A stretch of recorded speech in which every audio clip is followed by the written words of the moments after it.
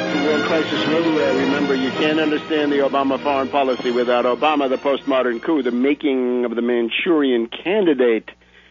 And you can get that at Amazon or Progressive Press. Go through the website, Tarpley.net.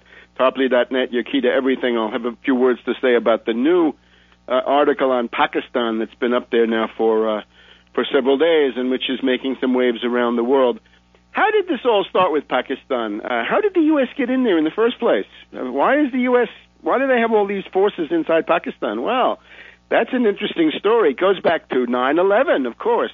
September 11th, 2001, U.S. ultimatum to Pakistan. Yes, U.S. ultimatum to Pakistan. This was Colin Powell, the most overrated public figure of recent years, and, of course, a complete failure and a liar in public at the UN in February of 2003.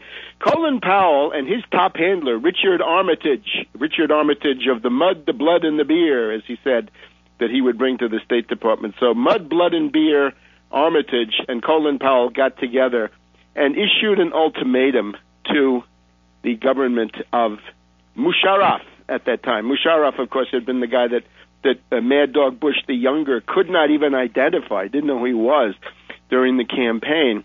So they gave this ultimatum to the head of the ISI, treating him as the head of state.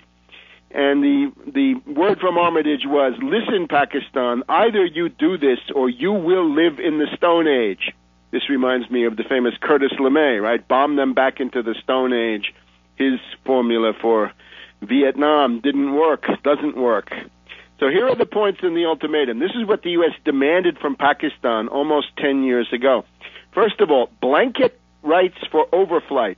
Any U.S. planes can fly anywhere they want in Pakistan at any time and landing anywhere they want.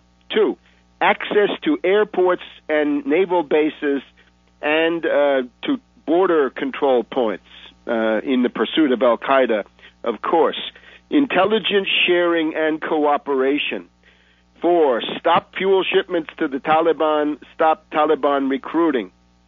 It's interesting. It doesn't say anything about stop U.S. payments to the Taliban.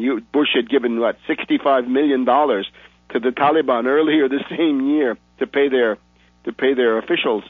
5th point, condemn the 9/11 attacks. Say something bad about them in public. 6, stop support for the Taliban and break diplomatic relations with the government in Kabul. 7, stop the al-Qaeda people from doing border operations, stop their shipments, and so forth. So that's the ultimatum that Colin Powell and Armitage made to Pakistan, and Musharraf had to accept that because it was basically, do this or we will bomb you right now. The target of this whole 9/11 thing, in terms of the interior design of 9/11, Pakistan was always the main target. The objection from these left libs in particular, was it's a mistake to reroute this against Iraq. This is not the main thing. It's Afghanistan and Pakistan. It's more like the center of Eurasia rather than this area of Iraq, interesting though it may be for future oil looting. So that's how we got here. That was the rogue network, by the way. That's Armitage representing the rogue network, not the United States, right, leading back to the various Iran-Contra figures, right, the Shockley Kleins types and so forth, Oliver North types from the late 1980s. Now, if we look at the G8, this ship of fools now, meeting in Deauville under the aegis of Sarkozy. Remember, Sarkozy grew up in the CIA State Department household of the Wisner family, and that's who he is. He's the first open CIA president of France. Quelle honte. And that scandal against de Villepin is simply designed to remove a credible challenger to Sarkozy. France much better off under de Villepin than under a contemptible foreign puppet like Sarkozy, who is acting more and more like Napoleon III, because that's exactly who he is. He's the demagogic puppet installed by the British, by Edward VII in those days, in or at least kept going by Edward VII in France in those days. So what do we see at this G8? Money is promised to Egypt and Tunisia. Well, don't hold your breath. This has been done in the past. Unlikely that development aid will be forthcoming.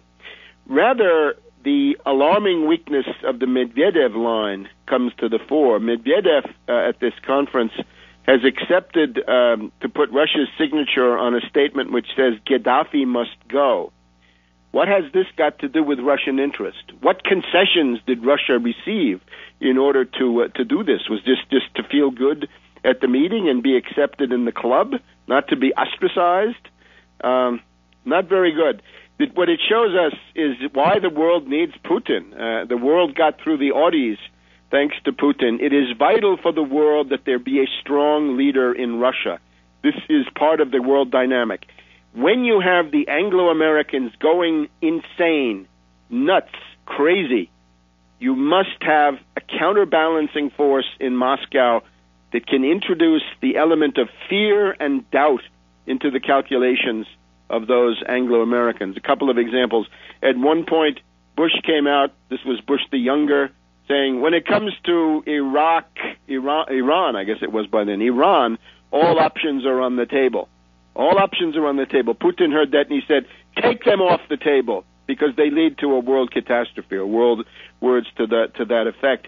And in the summer of 2007, when the threat to Iran was at its height, this is when Putin made a visit to Tehran and met with Ahmadinejad. So that it doesn't commit Russia to do anything, but it introduces the element of doubt. It therefore deters the insanity of the Anglo-Americans. You can see how the world system with the strong Soviet Union actually functioned on the whole better than the current unipolar one. The unipolar one is not working, and therefore there have to be centers of resistance, and therefore centers of resistance and counterbalancing.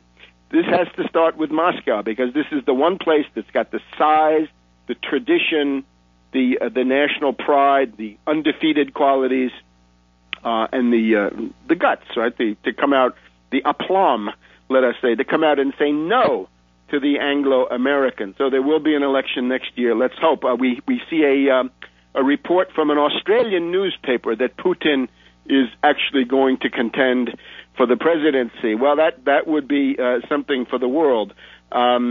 We also see the Khodorkovsky campaign. The Anglo-Americans love the thieving oligarch Khodorkovsky.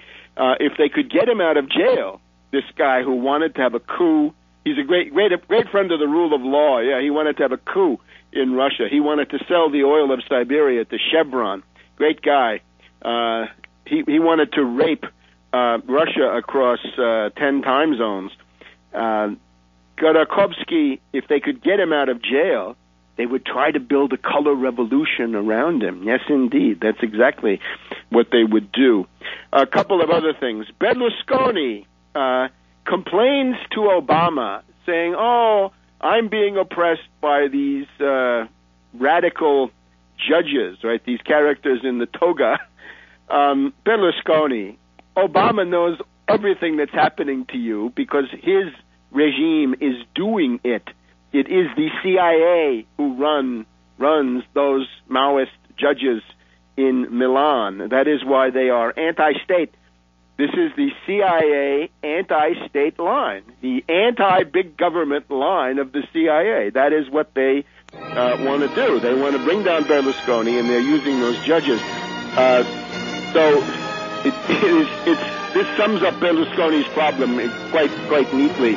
He's appealing for help to precisely the person who is doing this stuff. Doesn't Berlusconi see it? Help him see it. We'll be back in a minute.